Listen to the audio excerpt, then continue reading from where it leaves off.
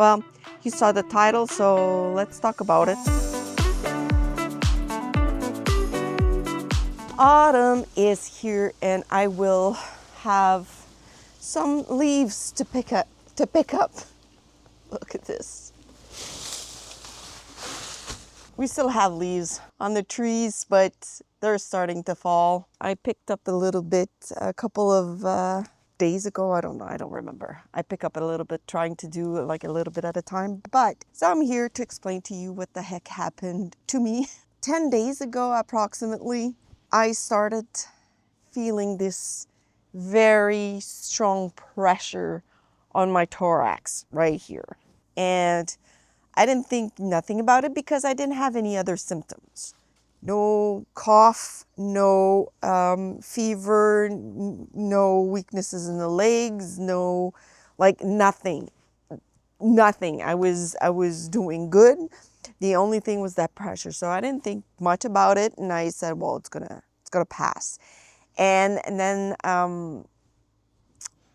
few days went by, and then I told my husband, I said, I'm starting to be a little bit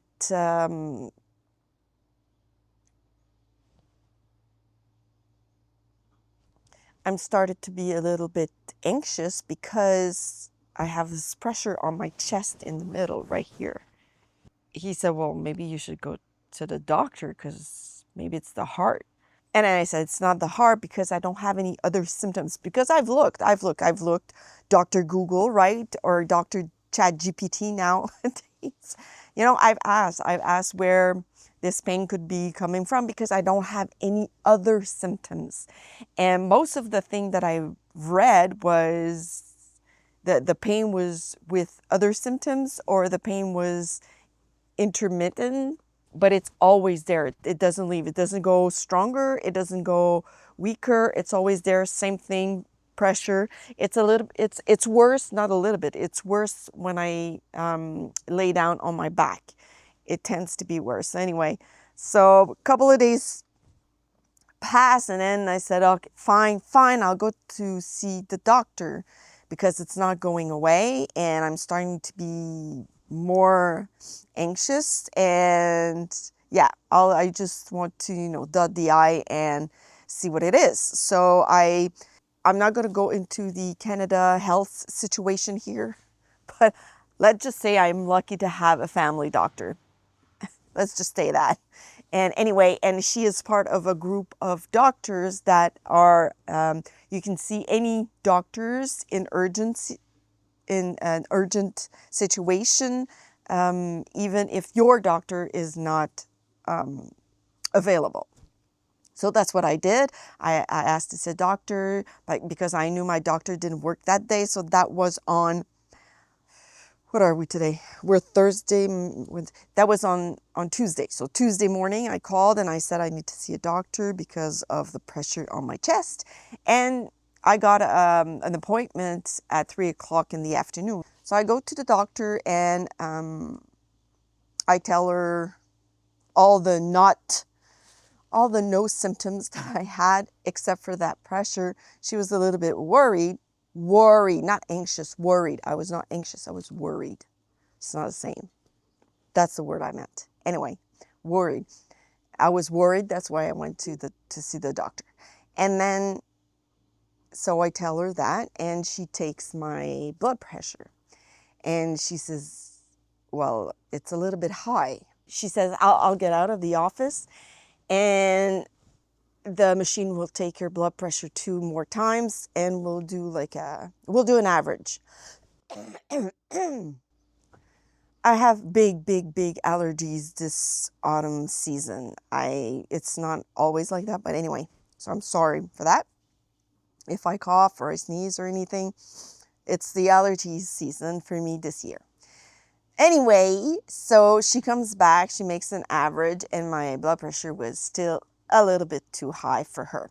So she told me that since, you know, we're in a clinic, she doesn't have the tools or the machines to, you know, check everything. So she suggested to go to the hospital. that's what I didn't want to do, because I'm guessing it's throughout Canada, but I can only talk for my experience where I live. The waiting period to see a doctor in urgent care in a hospital is long, and I'm talking long. It's like up to 12 to 18 hours to see a doctor if your condition is not considered really urgent, like you're not dying right now on the chair. It's pathetic, I know.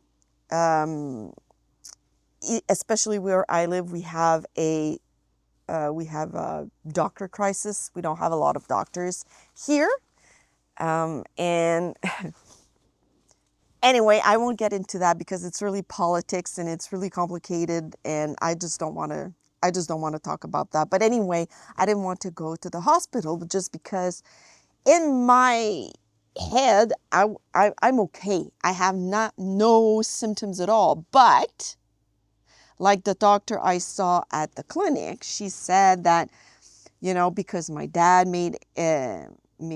did some heart attacks, and he had a lot of heart and arteries issues, and my mom did a blood clot she had a blood clot in her leg. She said that I should not take any chances because I could die. That's what she said. So I said, yeah, I think you're right. I'll go see the doc. It's worth the wait to not die, right? So I come back, and but with the doctor, we've checked the different hospitals that are around me to see which hospital has had the least waiting time.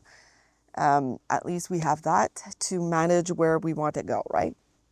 So what I did is I went to a hospital that it's about 40 minutes away from where I live. That was where the waiting time was less.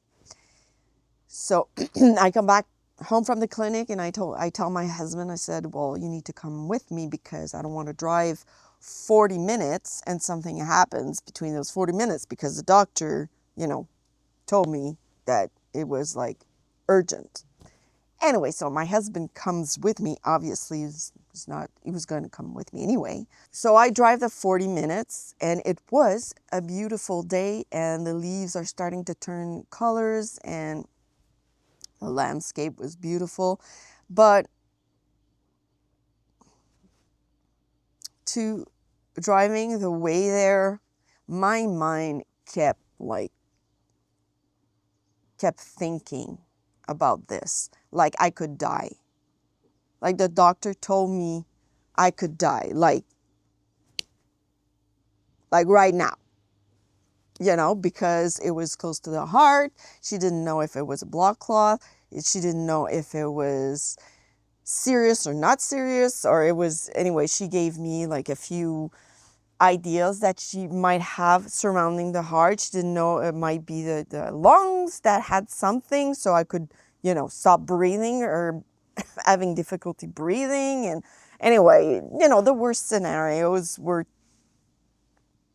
given to me by the doctor, and the less serious ones as well, but that's not what stuck to me. It was a serious one, and during the ride there, I really, really thought about it, and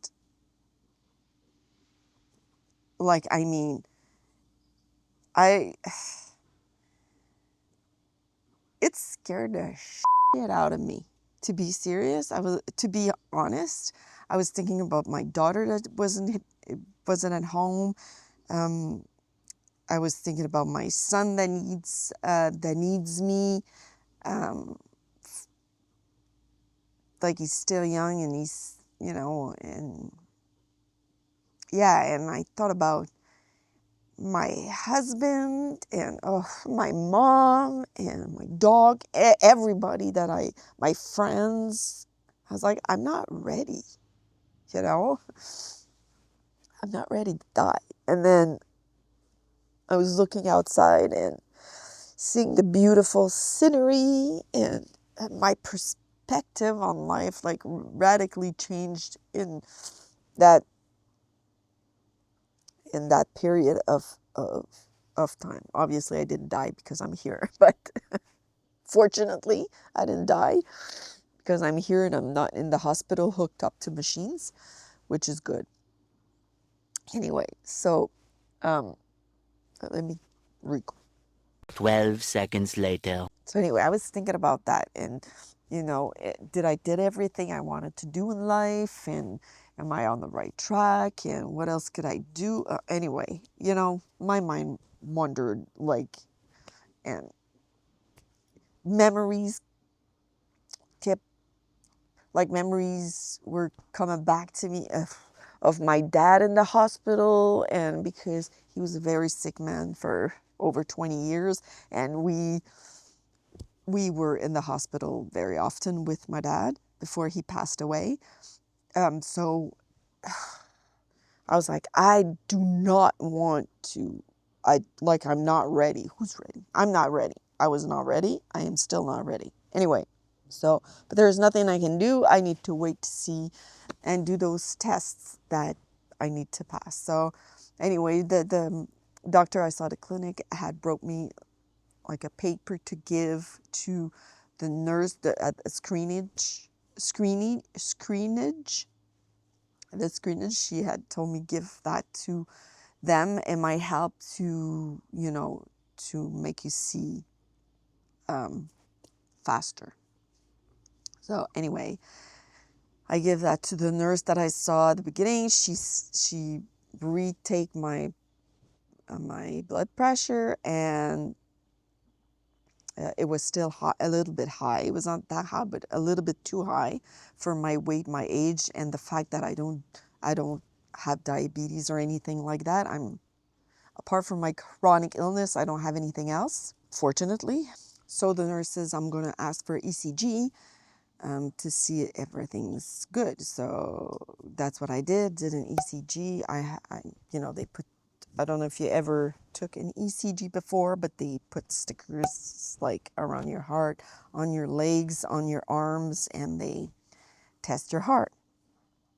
So the technician told me that she couldn't read the chart. I know they can, but they're not allowed to tell you the results.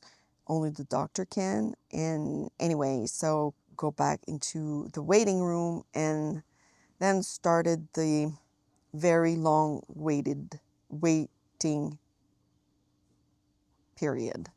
And I'm not good at waiting. Just FYI, I'm not well, it depends, but waiting at the hospital for myself, I don't like it. I will be super patient for my kids, but for me, I want to go home. I'm a little bit like my dad was, and I understood him very well because, man, it's long. So just to give you an idea, got to the hospital at 6 o'clock, got my ECG around 6:45, and then I waited and waited. And people were going in before me, people that were there before me to see the doctor. So I told my husband, I said, it's not serious, because if it had been, I'd be in right now. So I want to go home. My husband said, absolutely not. No. So I was a little bit mad, but I understood. Anyway, so I waited, and finally finally at, what time was it? I think it was like 10 o'clock at night now. So like a 4 hour and a half later, the nurse called me in and she says, well, we're going to do a CT scan on you and some blood work. So she took some blood. She put like this, I don't even know how to call it, like a PICC line. You have your needle, and there's like a tube that's sticking out so they don't, stab you with the needles every time they need to do something to you. So she installed that on my arm and took some blood works, and then I went for this CT scan, and that was my first time having it done. My husband had it done before and my daughter had it done before, so I knew what it was. But myself, I never had it done before. And I knew about that. They put iodine in your blood stream, and the iodine makes it that you feel like warmth through your body. And I remember for my daughter, when she went through that, the technician had told her that she would feel like she had peed. And I thought that was funny back then. So when the technician told me the same thing, you'll feel warm, you might taste metal in your mouth, and you might feel like you peed on the table. That's normal. It's the iodine doing that. So I had a little smile because I remembered my daughter's experience. Yeah, so she put me, and I had to, since it was for the heart and the lungs, I had to put my hands on top of my head like that. And doing that makes more pressure on my sternum, and I was lying on my back, so it was very, very uncomfortable. But no choice, that's what I needed to do. So it's like a big donut, and then the table goes into the donut. And the table goes where you need the CT scan to be. So I had it like, it's huge. It's a huge machine, but it's a donut machine. And then you go in, and then there's like a magnet that goes around. And I had like, oh my God, what if, since it's a magnet, what if, you know, I have something in metal in me and I don't know, and it's gonna, you know, thoughts, stupid thoughts. Anyway, so while I was like that, and when she pressed the iodine in me, I was like that. And I don't know if it's a reaction to the iodine or what the iodine do to the body. Anyway, I didn't ask her. I should have, but I didn't ask her. Anyway, the pressure was stronger, and it went up to not my throat, but just here. So I think it's the fact that I was like that, laying on my back. Anyway, I felt this big pressure. So when I stood up, she asked me, are you okay? So I explained to her like that, and she says, well, I don't, because I was going back to the waiting room. She was sending me back there. And you know how comfortable you are in the waiting room, right? Yeah, you're not. Anyway, so I told her about that, and she said, well, I don't want you to go back there. So they found me a room in the urgent care place. So I had a bed. Oh, that was great. That was great. I had a bed. So, and I didn't see the doctor yet. So I was saying to myself, it's not something plain. Anyway, so I had a bed I could lie in. And all that time, I told my husband to wait in the car because it was getting late, and he had forgotten a hoodie, so he was cold. It was very cold in the waiting room. I had a hoodie, so I was fine. So I told him, go back in the car. Like, I have nothing to talk about anyway, and I'll update you. So I had a room. So I told him I have a room in the place, so I'm going to lay down a little bit. And at that time, it was midnight. So at 12:20, so midnight and 20 minutes, I saw the doctor. And she comes to me and says, your ECG and blood works are negative. So that's good. So I was so relieved. I had a little tear because I was relieved and I was tired and I wanted out of there. And she says, but I'm waiting for the CT scan to come in. I need the radiologist, I think, that reads that, to read it and send me the results.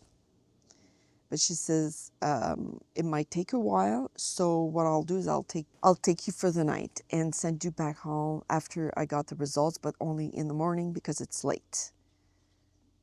And I was like, oh, okay. So I told my husband, if you want to go back home, she's going to keep me overnight because she doesn't know when she'll have the results. So instead of me waiting awake, she says, sleep, and if there's something, we'll be here. I don't want to send you home because I don't know what you have.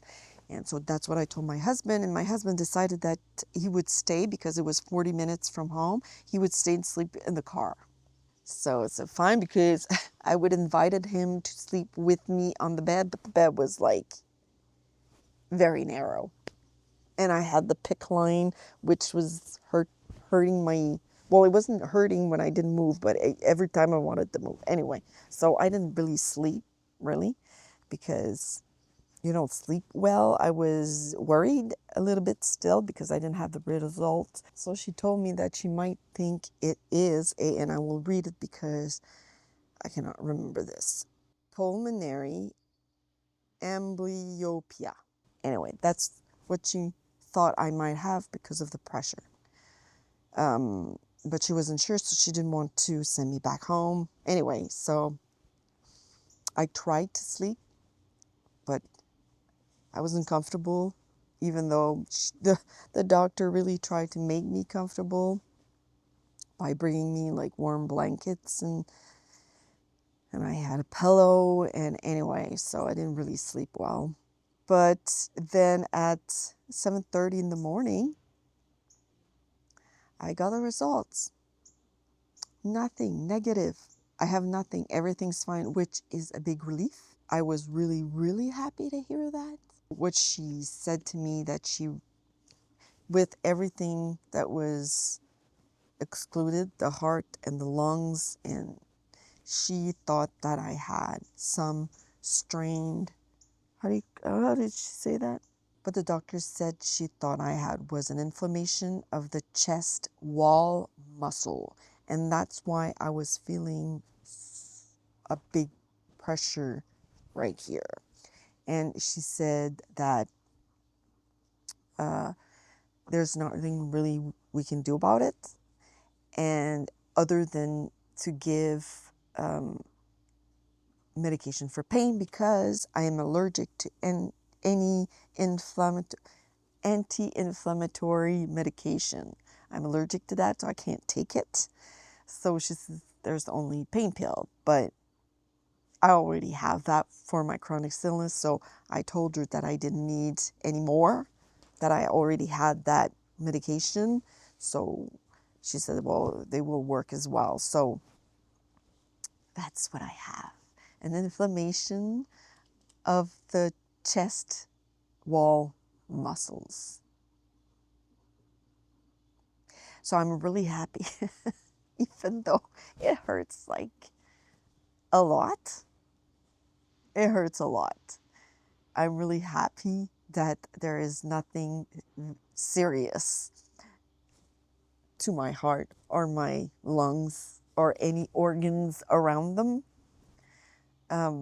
So the doctor said that unfortunately it will take a long, long time to heal. But it will go away eventually. And she said that I should not lift anything heavy or do any strength training, which I don't do, or like hard move, like anything heavy, to prevent doing that, just to make the this thing go away faster. If I wanted to go faster, to live a to not do anything physically hard with the top of my body. So yeah, so that's what I have right now. And with the allergy, with the allergy, which makes me cough and sneeze a lot, I take allergy pills for that. It helps a little bit, but because of the allergy, every time I sneeze or cough, it hurts. So I'm like, oh gosh. Anyway, that's my story of my night at the hospital. And I'm really happy that it is a really positive ending and that I am not in serious danger. And so is my family, obviously. They're happy as well. So Until the next time, please like the video, subscribe, and I will see you in the next one. Bye-bye.